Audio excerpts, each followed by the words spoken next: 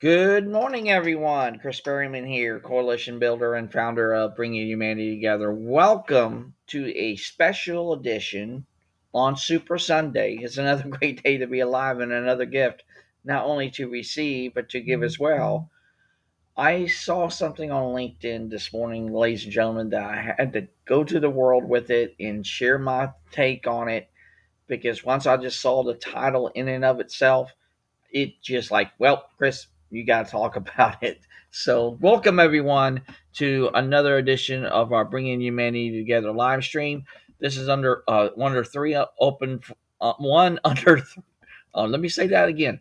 This is one under three open forums under the Bringing Humanity Together, with special editions excluded, uh, but also included, where people can discuss topics related to the workplace and humanity in the workplace in a very positive and constructive way. We want to know what the issues are out there that are facing people today because it's our mission, our passion, our purpose, our goal, and I dare say our calling here at Bringing Humanity Together to not only create environments that people will love, not only in those very workplaces, but in our very communities. And also, we really want to truly work both with employers and employees to truly bring humanity back into the workforce. And as always, we'll always be going live every Tuesday, Wednesday, and Thursday, all at 3 p.m. Eastern Daylight Time. Feel free to invite your friends, your coworkers, and everyone to the conversation each and every single Tuesday, Wednesday, and Thursday. And remember, we always will have a 15-minute meet and greet from 2:45 to 3, and then the call will start off at 3 o'clock. And remember, as always, Miss Sandy hosts Sharon Care with Sandy on Tuesday. I host Conversations for Humanity on Wednesday, and then Miss Carla hosts Humanity Happy Hour on Thursday. And when you jump on, whether it be on our Facebook pages or on LinkedIn business page or even on Twitter, please let us know where you're watching from, either live or on the replay. And if you're watching on the replay as well, use the hashtag replay and let us know where you're watching from, and we would love to get you involved into the conversation today.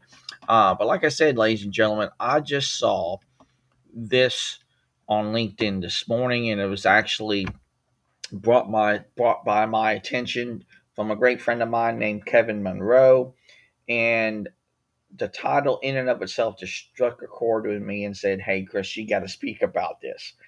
And this comes from the Harvard Business Review, and I will actually put the link not only in the description in LinkedIn, which is already there, but I'll put another one in the comment section so you guys can click on it.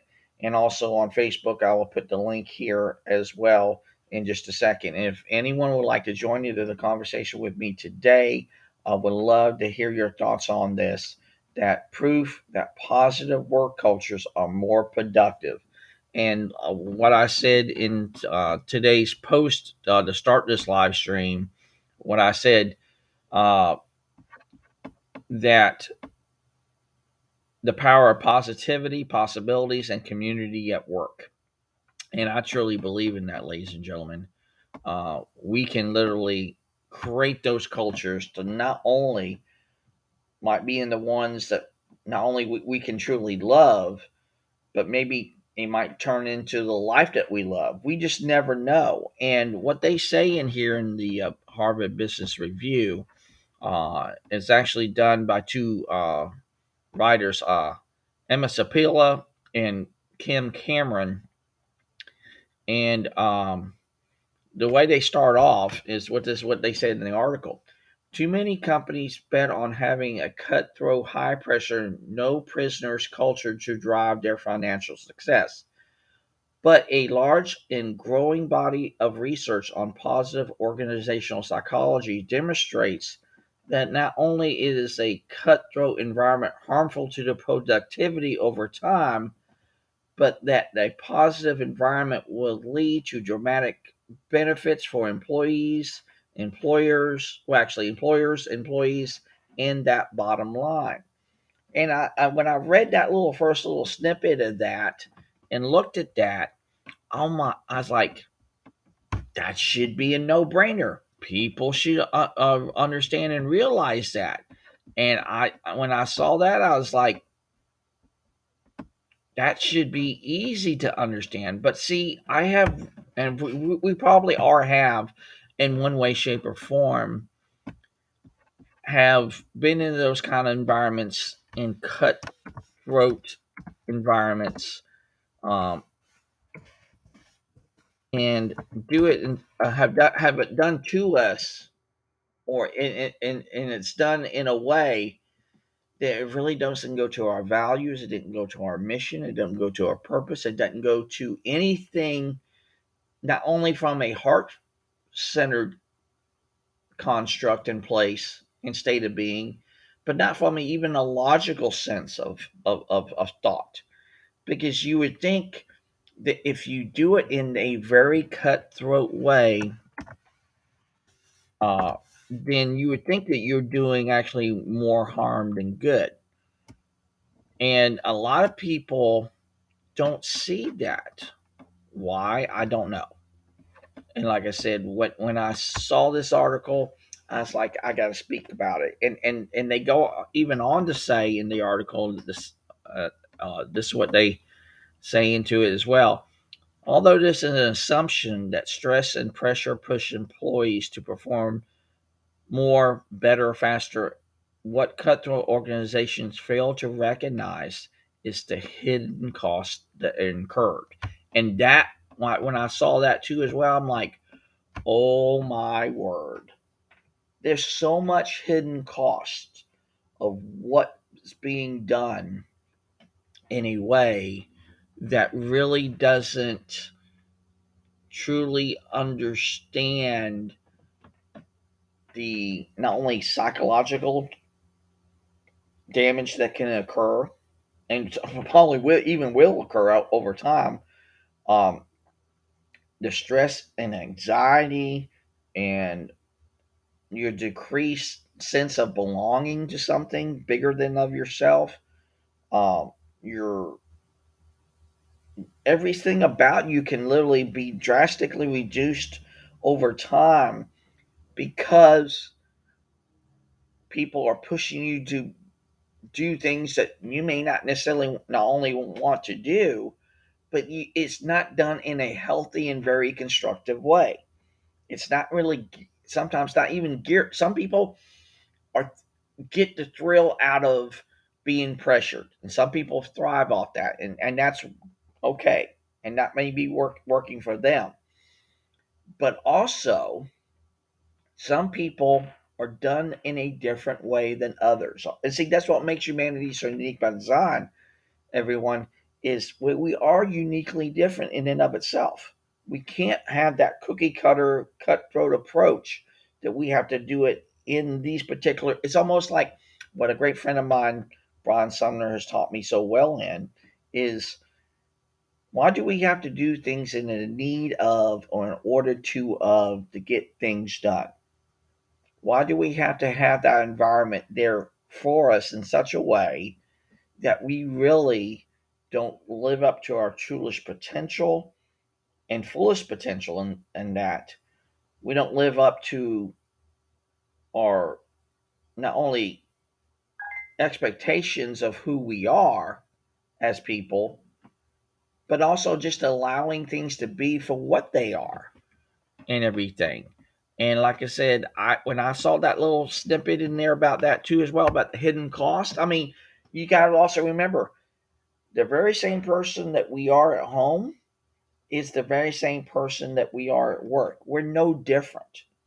Some people can do that kind of, I call it like the two-faced mentality, that we are basically one person at home, and then when we go to work, and this is the thing that we need to ask ourselves. I truly believe we should have this conversation. I'd like to have a conversation with each and every single one of you here on LinkedIn about this, because I've asked this before to many people that I've talked to and known for many, many years. Do we go into our workplaces and literally check our humanity at the door? Do we say we're checking out our humanity at the door and we're checking in with horse blinders on, gotta be like a robot? This is what I'm going to do, and that's it. I don't believe that we can have a real feasible and really true way forward, not only as individuals, but also as an organization, and more importantly, a community to move forward like no other time in human history. It's not sustainable in my eyes. And the more that we get to those kind of things that, like I said, it's done in a need of or in order to of kind of dynamic, then where does that put us? Not only, like I say, individually, but where does that put us as a community or an organization? Where does that take us, and where does that lead and go? And then it goes on into to say into the article. Um, it says down here in the next one, and this, Miss Carla, I wish you would hear the look at this, because I think this will go right to you, Miss Carla, and the people who's in the healthcare field like nobody's business. Now, listen to this tidbit in the article. It says, first, healthcare expenditure at high pressure companies are nearly 50% greater than organizations. The American Psychological Association estimates that more than 500 billion is siphoned off of the US economy because of the workplace stress. And another 550 more million workdays are lost each year due to stress on the job. 60% to 80% of the workplace accidents are attributed to either stress, and it's estimated that more than 80% of doctor visits are due to stress. Workplace stress has been linked to health problems ranging from metabolic syndrome to cardiovascular disease and mortality. And see, ladies and gentlemen, everything is interconnected to everything else, whether it be a positive side to it or a negative side to it. It is there. And I truly believe that once people really see what's happening going on in their lives, um, I truly believe what's going to end up happening moving forward is, do you want to take the approach of the cutthroat, it's always in the need of, an order to of kind of dynamic, or do you really want to let things be and to see the greatest gifts that's been not only given to us as individuals, but also given to us as an organization? Because, see, I share with people every day, you can't have an organization without people, and you can't have people without an organization, or, and by very definition, even that very community. They're interconnected. It's already there. And then when we start doing those things that are really, like I said, driven by the stress dynamic, uh, unhealthy conditions at work, that where sometimes when you get so stressed out at work, not only does it lead you to not being better productive at work, but doesn't that also relate to what you also do at home as well? Doesn't that have that correlation in and of itself? And like I said, when I saw that little tidbit there, and I'll go back to it and read it again, in that little first little bit right there, it said, uh, $500 billion is siphoned off of the U.S. economy because of workplace stress, and of course the 550 million work days that are lost each year due to stress on the job. Well, I know we have created a money value construct and system into our organizations, and I truly believe in this, ladies and gentlemen. I will say it again till to the very day that I go on to the next life and everything. But I truly believe that in this, that the next currency of humanity is going to be rooted in value, not money. And to equate that 550 million workdays accumulated over time that's lost each year. And when you think about it in the money value kind of construct, it's almost neck and neck when it comes to the work days in the dollars amounts. So it's right there. But see, we have gotten so caught up into that money that thinking that money will solve those problems and everything. Oh, we can create this and we can create that. And but see, it's about once you create something, what are you willing to do to maintain it and keep it growing and thriving every single day? What are you willing to put forth not only as gifts, but in knowledge and time and effort and consistency behind all those things? And I truly believe, ladies and gentlemen, once people see that for what it is, that's literally going to change the game like no other time in human history, not only for communities around the world, but companies around the world. It's just that simple. Everything is interconnected. Everything not only does have like cost to it, whether it be money or otherwise, but also there's a benefit from it as well, whether it be in our organizations or in our very communities. It is already there. There's that natural balance effect. It is there. And when we do things, like I said, in a need of or in order to of kind of dynamic, then do we do it by leading with our humanity every day in every way? I truly believe in that. If we can start doing that, that would create not only better, healthy environments, but better environments where everyone can have a say so and a part in, and they can grow to new heights because they are letting things be for what they are versus what they're not there. And you're not doing it from, like I said, that cookie cutter, cutthroat approach that you have to do with things in that need of in order to have kind of dynamic. And I truly also believe in this. If we can maybe start doing a little listening and a little learning and a little leading with our varied humanity every day in every way, I truly believe we can become better listeners, better learners, and better leaders. And I even dare say better people by doing those simple things.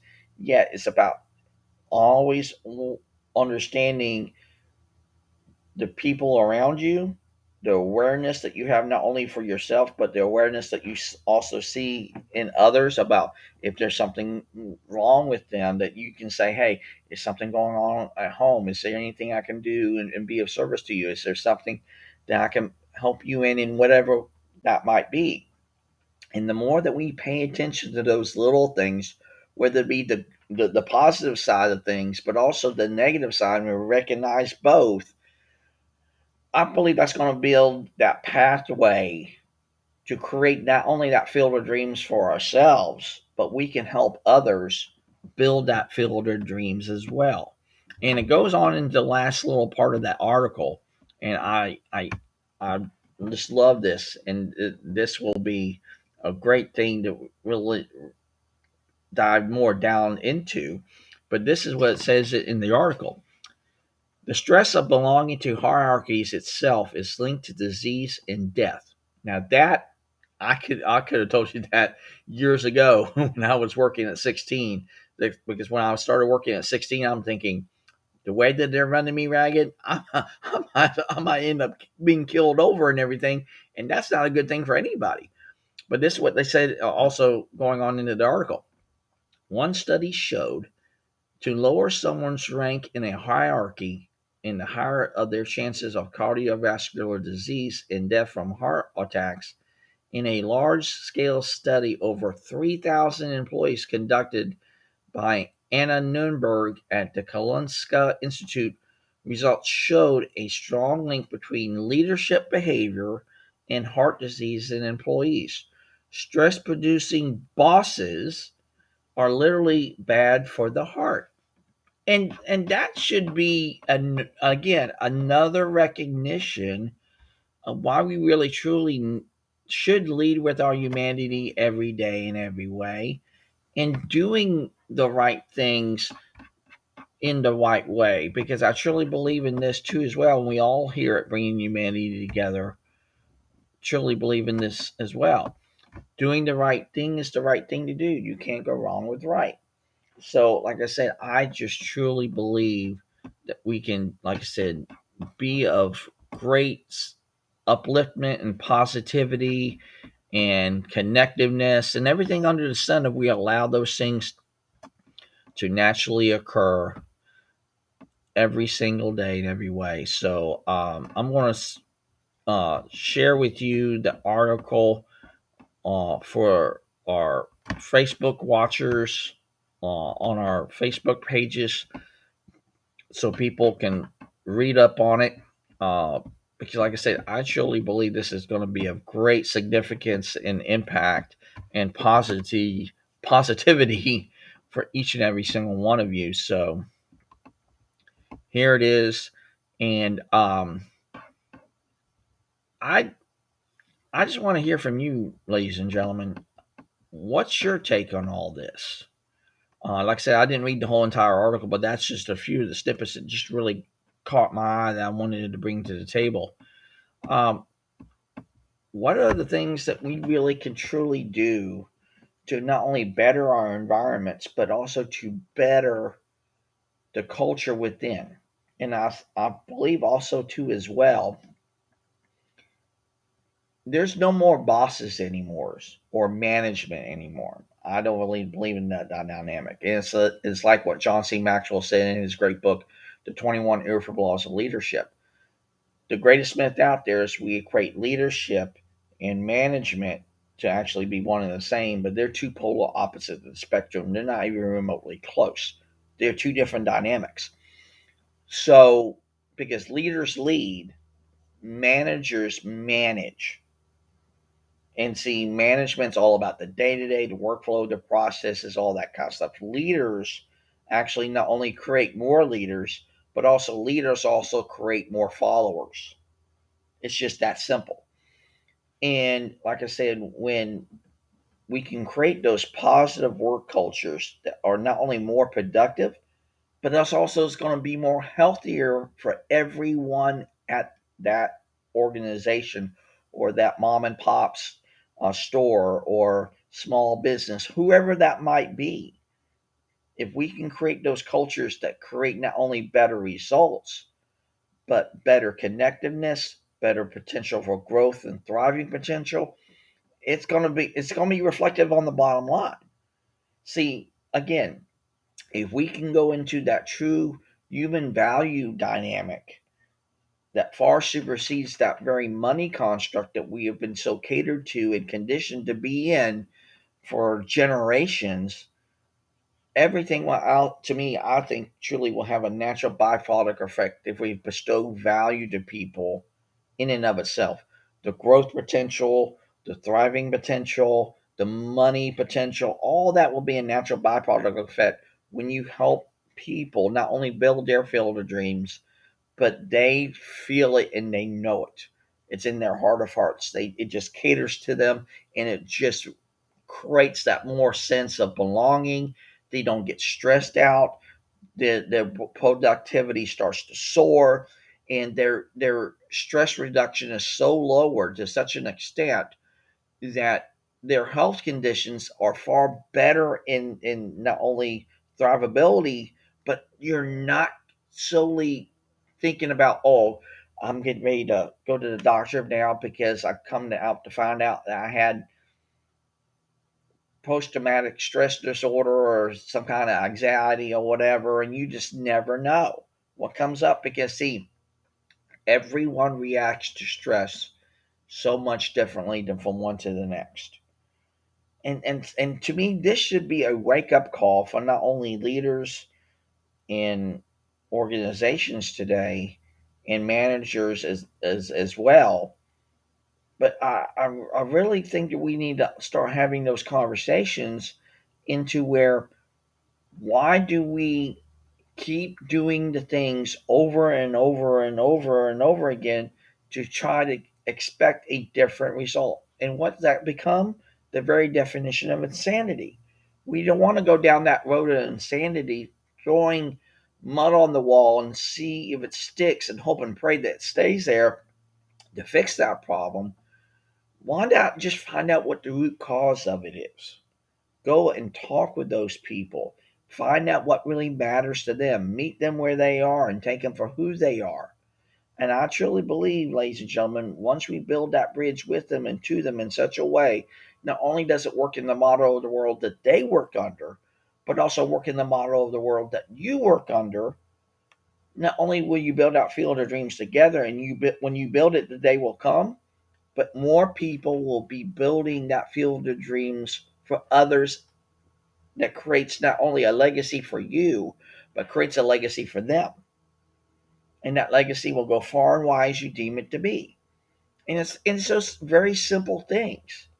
And I truly believe in that, ladies and gentlemen. It is those simple things that will yield those greatest results of connection, thrivability, um, potential, everything. But like I said, we have been so conditioned for far too long to be driven by the cutthroat kind of dynamic. And I just don't believe in that anymore. I truly believe that we can really start leading with our humanity every day in every way and just doing the right thing. So I'm going to bring up a video here in a minute. And I'm going to put myself on mute so you guys don't hear it, because I'm going to search the YouTube for it. Uh, but I just truly believe that once we create that um, environment that not only people will love in those workplaces, but it filters out into our very community, it's only going to change the game. And like I said, when people see for what's already there, like I said, I just think it's just going to create so much massive uh, potential into organizations and everything. And this video that I'm getting ready to play for you, it's about 15 minutes long, but I think this goes right into what this article is talking about. Um, and this is going to be one that I will show to everybody when we're going to whether it be organizations large and small, mom and pops. I will show this video to everyone that we will help and serve to create not only in better environments, but also create better uh, connections and results and everything under the sun. But this is from Melissa Miranda. It's about building resilience in the community in the service industry. And like I said, you can take this into any industry in and of itself. So let me bring this one up, and like I said, I'll be on mute just for a couple of seconds. But let me show this and share this with you, and because I believe this is going to be a great thing.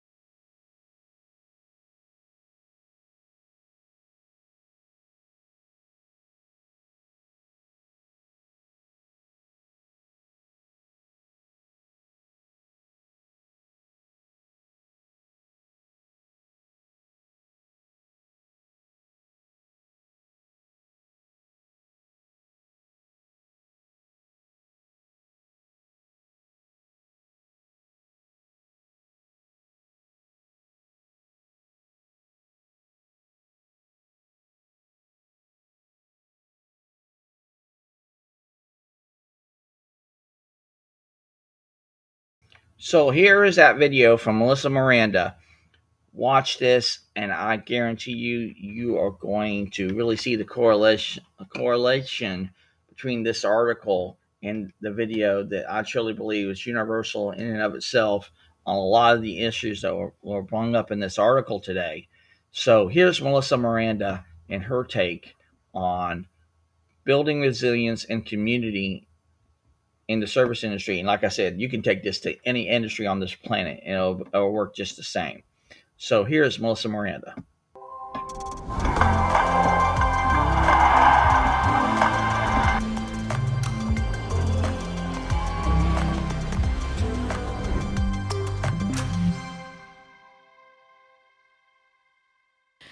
It's 2012, and I'm working as a line cook in a small town in Italy. I have sauté pans that are on every burner, and they're filled with garlic and tomatoes and proteins. And I have plates lined up, ready to be signed, different pastas. I'm standing in front of my fire, and I can hear tickets just spewing out, ticket after ticket. And I take a deep breath, and I think to myself, I've got this. Only 30 more minutes of service, we can push through. And as I turn to plate a dish, a pan goes flying past me, knocking down all of my pans, breaking 2 of my plates, and knocking down all the spices on the shelf. My chef, that's chef with a capital C, is completely red in the face, and he's yelling at us, and he's telling us that we're slow, we're messy, and that we lack talent. And I look around at my team and I think to myself, if this man actually led, instead of yelling and throwing pans at us to move faster, he could have just communicated and shown us what he needed. Why did it have to be this way? I spent 5 years in Florence, Italy, and as much as I'd like to tell you that this is a one-time incident, it's just a window into a world that so many of us are enamored with. Many of us that have worked in this industry have stories, some beautiful, but oftentimes ugly.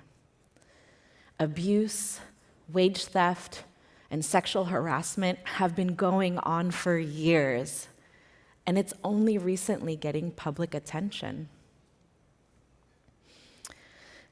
After my time in Italy, I spent 2 years in New York. And after working 7 years as a line cook, the traditional chef culture started to wear me down. It was impossible to break through the hierarchy. And as a line cook, I felt more like a cog in the system. I showed up, I prepped my station, I followed the recipes, and I was expected to just keep my head down and not ask any questions of why things were the way they were. And I was surrounded by other people, part of this broken system, that hoped one day they too could be recognized. It felt that the people that were promoted weren't based on talent, but more on the abuse that they could endure. Once I was promoted to sous chef, I was rewarded by having to work 6 to 7 days a week and 15 to 18 hours a day. And per the chef culture, I took on a lot of the chef's responsibilities without having any credit. The more that I pushed my body and the investment in the restaurant, the more responsibilities that I would take on. I was told that I needed to be tougher, that I needed to yell more, and that I needed to show my team who was boss. But I couldn't bring myself to do it. In my heart, I knew that there had to be a different way to run a kitchen. One that would nurture talent, create inspiring dishes, and treat each other respectfully. I wanted to run a restaurant that was based on community, the same way that I was raised. I grew up in Seattle, where my family and my community proudly told me stories of Filipino food. And sharing food is our love language. My earliest memories of being in the kitchen was with my Lola as she carefully seared her beef for her roast beef while sneaking candies to me from her secret drawer. I was so curious about the smells and the different ingredients. and I found myself asking my dad to show me what he was making. And so I'd clean squid for the adobong pusit, and I'd cut veggies for pancit. He would never push me away or shout at me to get out of the kitchen. Instead, he leaned in and took it as an opportunity to be able to teach me about our culture and our food. He taught me that I could be successful by being prepared with the right ingredients and making sure that they were fresh. Our times together were full of love, joy, and laughter, and you could taste it in everything that we prepared. On the weekends, my family would get together and we would celebrate each other, eat, and offer each other support.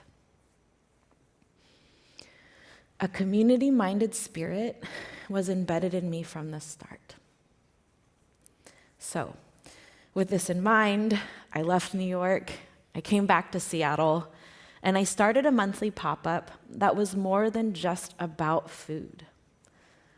My friends and I wanted to create a really cool experience, and so we had DJs, we had live music, there were local artists selling their art, and I wanted guests to be able to experience the same hospitality that I grew up with. So, my mom would be walking around, scooping up extra rice on your plate, making sure that you were well fed, while my dad would be at the bar, buying you drinks, and sharing stories about when he first moved to Seattle. This was more than just going out to eat at a restaurant. It was about being part of something, and it was about being part of a family. After 3 years, we knew that we needed to find a place to call our own home. Our restaurant is literally in a remodeled home in the heart of the community. It's a place for us to be able to usher in a new model, one that is based on mutual respect and empowerment. There would be no name-calling, pan-throwing tantrums, or abuse. Here, everyone's opinion would matter. Changes would be communicated and explained, and every worker would have the opportunity for mentorship and an equal chance for advancement. I never wanted to hear the words, "Yes, chef," again.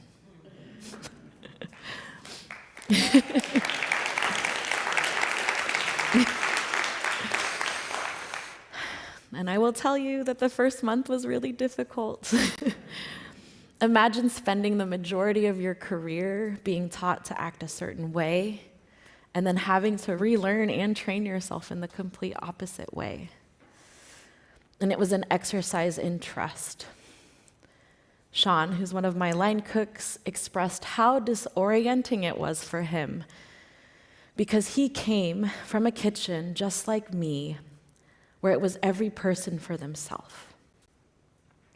He now had the opportunity to know what it meant to be part of a team.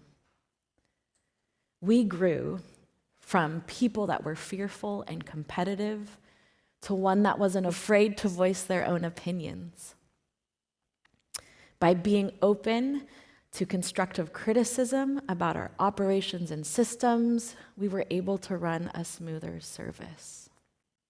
We developed our menus collaboratively, meaning my team and I would actually sit at a table and we would tell each other about our childhood memories of food. This wasn't about me having my name on a menu. It was about giving them an opportunity to tell their stories. So Kyle, one of my line cooks, would tell us stories about how his Lola would cook for him growing up, and his favorite would be sisig, so that we put that on the menu. Amelia, who's one of my pastry chefs, would tell us about eating bibinka during the holidays and how incredible the smell would be. So we put it on. Everyone on my team has the opportunity to develop their own palate, which is completely different From the traditional chef culture, where you're expected to just keep your head down and not ask any questions. Instead, mentorship would be taught from the start. Our grand opening of the restaurant was January 2020, which is considered to be the slowest month of the year. But we had a line around the block. People waited 3 hours to have a seat at our table. And we were packed for 3 months straight, serving our childhood memories of Filipinx food, like dinuguan and kare-kare and pork adobo and pancit. And we couldn't have been more proud as a team to share our stories because we knew we did it together as a family. And then the pandemic hit. We didn't know it then, but this would be the truest test of the traditional chef culture versus the community philosophy. There were no chef leaders emerging to give advice about how to take care of our people, how to take care of our guests. Restaurants just shut down.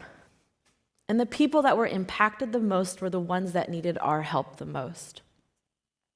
So many people in our industry lost their jobs, and they weren't given the resources or the tools to be able to navigate through unemployment. Jesse, who was my manager at the time, spent so many hours researching and contacting my entire team because we didn't want them to do this alone and navigate through unemployment without feeling like they could survive. And so we asked our community to donate to our staff relief fund, to donate to our community kitchen programs. And I applied to every single grant from the city of Seattle to make sure that we could still operate without being fully open. And I'm here to tell you that not only did we survive, but we thrived.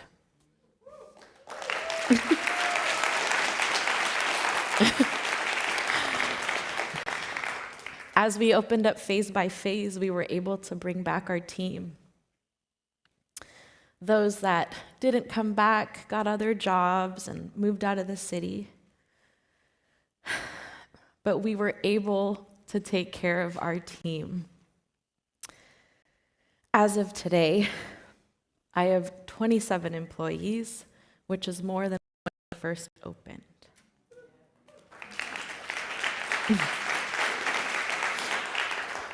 Our model showed that what's good for our people is also good for business.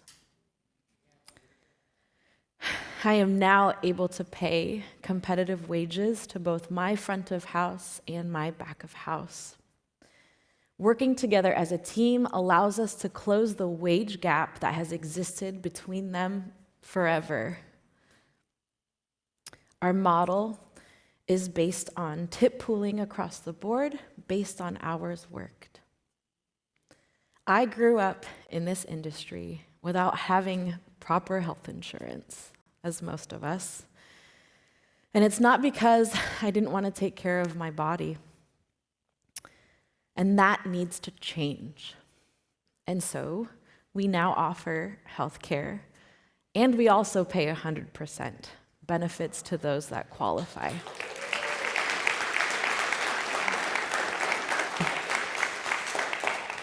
This is something that we need to put into practice because we need to know and be able to show our teams that they can and should take care of themselves. I was 36 until I could even think about retirement or contributions or savings. And it's not because I didn't work hard. It's just that this industry isn't set up to take care of people and their futures. And so now we offer a 401k with 2% matching. We may only be in year 2 of our restaurant being open, but I am here to tell you that this model works. Through the blood, sweat, tears, and sacrifices, our model works. And we shouldn't be the exception, but we should be the new norm. What the pandemic has taught us is that we need to take care of our people. It isn't enough anymore to keep opening up restaurants that just take up space and benefit off the labor of others without those laborers benefiting themselves. We need to stop uplifting the chef with a capital C because it's simply not sustainable.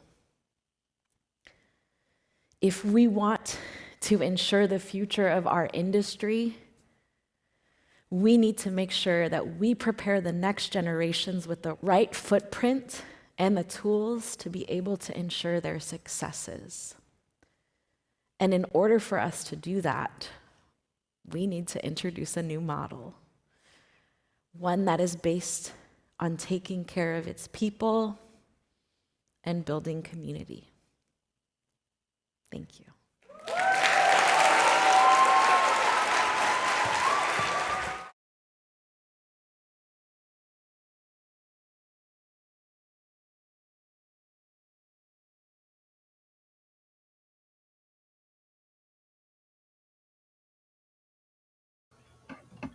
Now, isn't that amazing, ladies and gentlemen? Proof positive that not only her business worked from a community dynamic, but positivity also was there as well. See, we just do the small things, it would start growing over time and doing bigger and better. And it goes back to the law of incremental growth. You can't be 3 feet one day and then 6 feet the next. It just doesn't work that way. There's always a constant and consistent process that you have to, in one way, shape, or form, go down that road. But also recognize that there are many paths to that. So maybe you start on this path one day, and then you may have to pivot just a, probably a little degree, and you go this way. And sometimes those little things add up. And like I said, I just truly believe in the power of positivity and the power of possibility, that everything's interconnected. So let's talk about this and so much more. And if you would love to share your story or your thoughts, not only on this, but any other future uh, conversation for humanity that we do all our story driven conversations on Wednesday. Here's our guest scheduling link. We will love to hear your stories, whether to be about this topic or any other topic, or your mission, passion, and purpose. We would love to hear that. But like I said, I just wanted to bring that to the table this morning because I thought that would be a great uh, conversation for us to really have starting this new week coming off onto. And I truly believe the sky's the limit. You can, I mean, and don't just stop at the sky. Go to the moon and beyond. Just don't, always do things in the things that they are probably meant to be. And like I said, don't take things out of something that's not there. Don't put something into something that's not there. Just let things be. So I truly believe in that, ladies and gentlemen. So like I said, let's connect and let's talk about this and so much more. Like I said, if you want to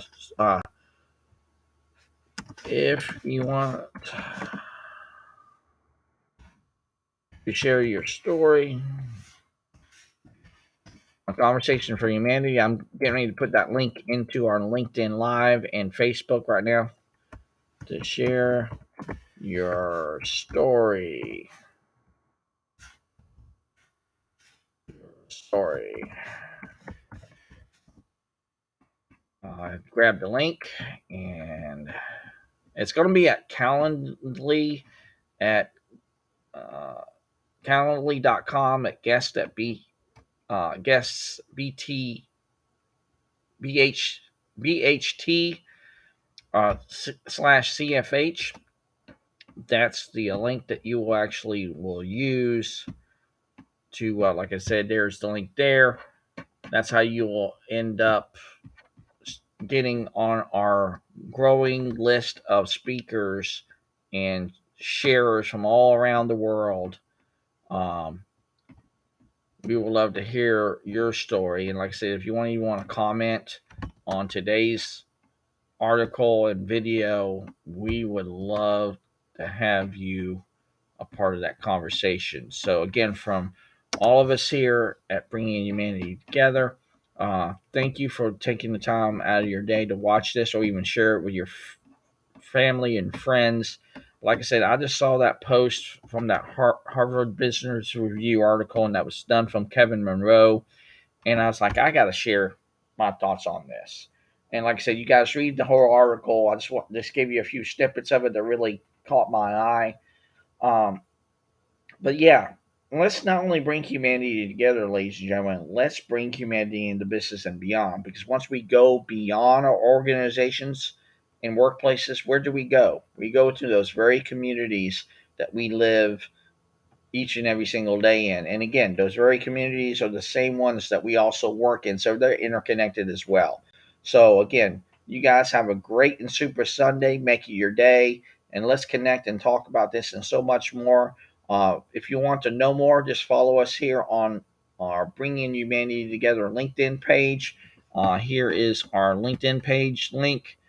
And if even if you want to be a part of our great and growing community, please, we would love for you to be a part of that too as well. So here's the link to our LinkedIn business page, and here's our community page here on LinkedIn, and we would love for you to be a part of that great and growing movement and community that is bringing humanity together. So again, from all of us here, bringing humanity together. Of course, I am Chris Berryman.